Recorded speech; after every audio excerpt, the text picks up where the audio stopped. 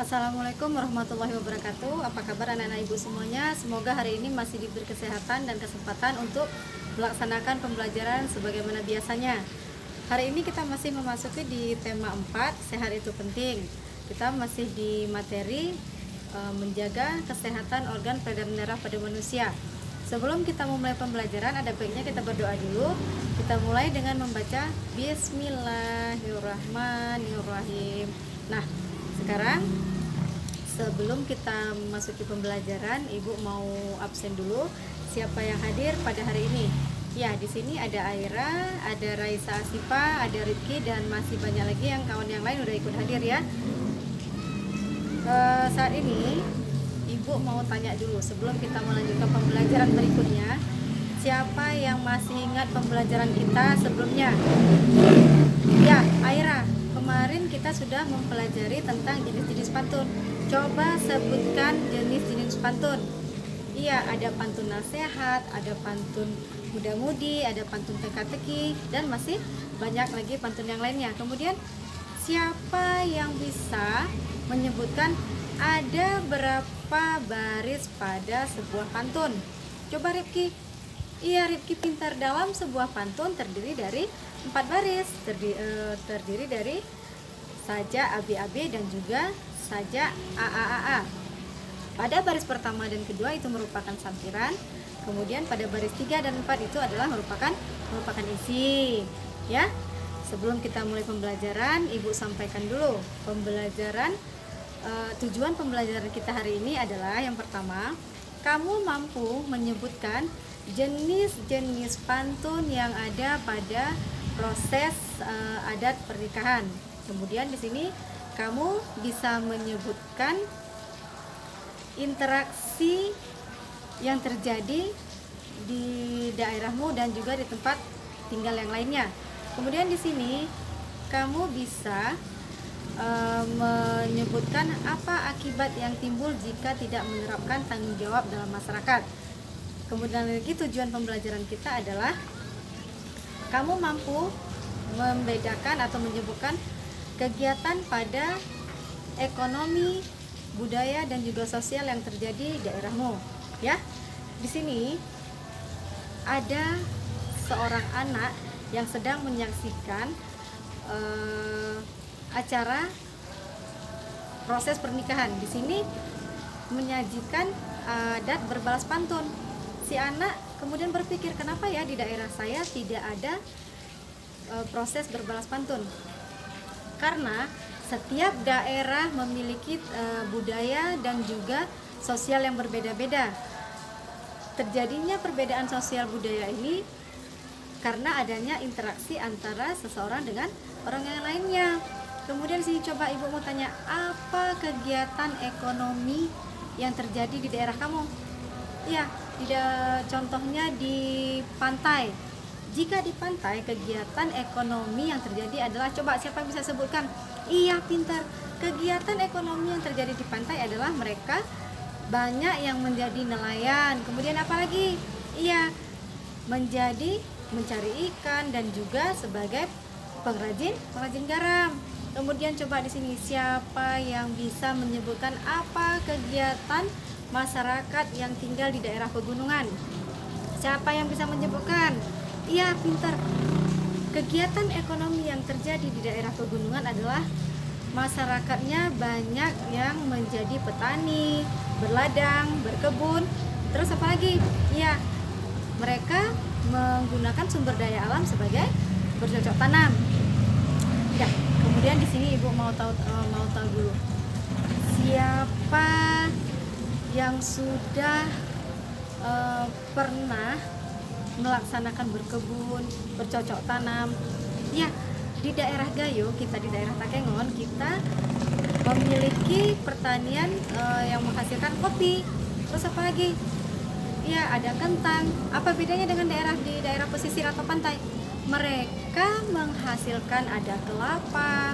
Kemudian apa lagi? Ya, dan masih banyak lagi hasil-hasil sumber daya alam yang lainnya. Perbedaan sumber daya alam ini adalah termasuk dari beberapa faktor terjadinya interaksi dalam masyarakat. Salah satu contoh interaksi lagi adalah terjadinya kegiatan jual beli di pasar. Itu sudah merupakan interaksi antara kamu dengan pembeli.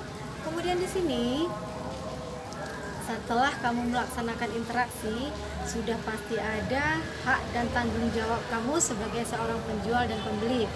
Apa hak kamu atau apa kewajiban kamu di dalam masyarakat? Siapa yang sudah melaksanakan hak dan kewajibannya dalam masyarakat? Iya, pintar. Kewajiban kamu di dalam masyarakat adalah menjaga keamanan, menjaga kebersihan, dan juga menjaga ketertiban. Apa yang terjadi jika kita tidak melaksanakan, tidak menerapkan tanggung jawab atau kewajiban kita dalam masyarakat? Jika kita tidak menjaga keamanan, maka kita akan merasakan ketidaknyamanan. Contohnya apa? Jika kita sudah membuat kerusuhan, maka dalam suatu daerah tidak akan ada lagi kenyamanan. Sementara hak kita di dalam masyarakat adalah mendapat kenyamanan, merasakan kebersihan. Jika tidak menjaga kebersihan, maka akan timbul berbagai macam penyakit. Siapa yang sudah melaksanakan tanggung jawabnya? Ya, salah satunya adalah tidak membuang sampah sembarangan. Kemudian apalagi? Tidak membuat keonaran. Terus apalagi?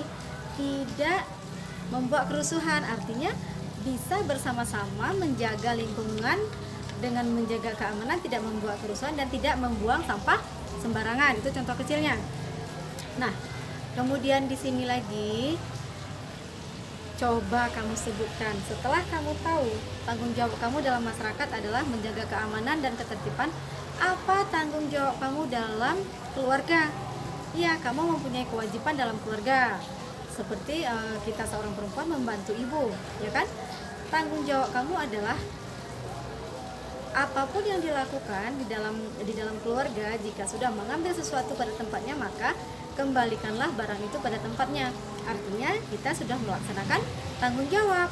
Jadi orang yang tidak bertanggung jawab adalah orang yang mengerjakan sesuatu tidak pada porsinya. Contohnya, setelah mengambil barang tidak mengembalikan pada tempatnya. Itu adalah contoh dan penerapan tanggung jawab dalam masyarakat.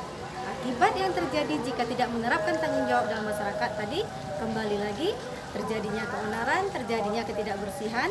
Itu semua adalah dari tingkah dan sikap kita yang tidak bertanggung jawab di dalam masyarakat. Nah, sekarang sebagai latihan, ibu akan memberikan soal sejauh mana kemampuan kamu setelah menyaksikan video yang ibu tayangkan dan juga mendengar penjelasan yang sudah ibu sampaikan. Tugas kamu yang pertama adalah carilah sebuah pantun yang berisikan tentang pantun nasihat, kemudian jelaskan makna dan isinya. Yang kedua, sebutkan kegiatan ekonomi yang terjadi di daerah pantai dan daerah pegunungan. Kemudian sumber daya alam apa yang dihasilkan. Kemudian yang ketiga, sebutkan apa akibat jika kamu tidak menerapkan tanggung jawab dalam masyarakat. Kemudian yang keempat adalah sebutkan tanggung jawab kamu di dalam keluarga. Kemudian nanti jawabannya kamu tuliskan dalam LKPD yang kemudian dikirimkan melalui WA Group. Nah, kesimpulan kita, pembelajaran kita pada hari ini adalah semua pekerjaan atau tingkah laku yang kita lakukan adalah harus bertanggung jawab. Kemudian di sini kita mampu menerapkan tanggung jawab dalam masyarakat. Contoh kecilnya adalah tidak membuang sampah sembarangan dan tidak membuat keonaran dalam masyarakat.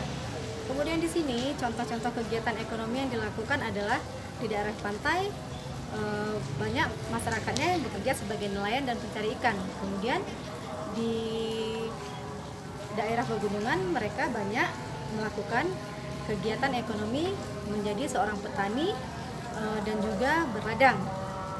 Nah, di sini sebelum kita akhiri pembelajaran kita, Ibu telah memberikan penjelasan dan juga sudah memberikan tugas yang nantinya akan dikumpulkan melalui grup ya. Untuk hari ini cukup sekian dulu pembelajaran kita. Kita tutup pembelajaran kita dengan mengucapkan Alhamdulillahirabbil alamin. Ibu akhiri dengan mengucapkan Assalamualaikum warahmatullahi wabarakatuh.